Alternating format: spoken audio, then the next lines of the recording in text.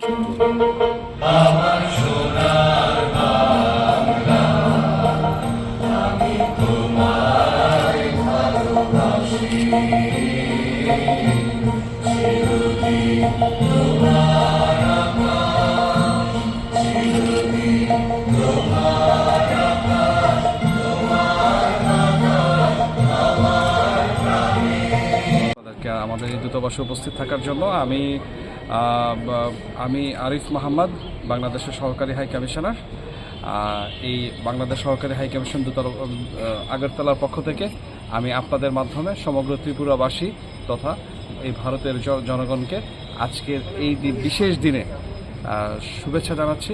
আপনারা সবাই জানেন আজ 26শে মার্চ 1971 সালের আজকের এই দিনে মুক্তিযুদ্ধের সূচনা হয় বাংলাদেশে।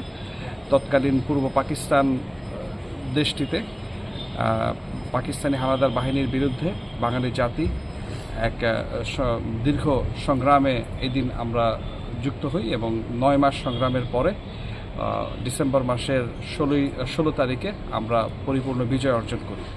তো এই মুক্তিযুদ্ধের এই দীর্ঘ 9 মাসের সংগ্রামে আজ আমি প্রথমেই গভীর শ্রদ্ধার সাথে স্মরণ করছি যে এই সংগ্রামে যারা শহীদ হয়েছেন সেই 30 লক্ষ মানুষদের। আমি গভীর শ্রদ্ধার সাথে স্মরণ করছি 2 লক্ষ সম্ভ্রমহারা মা বোনদের।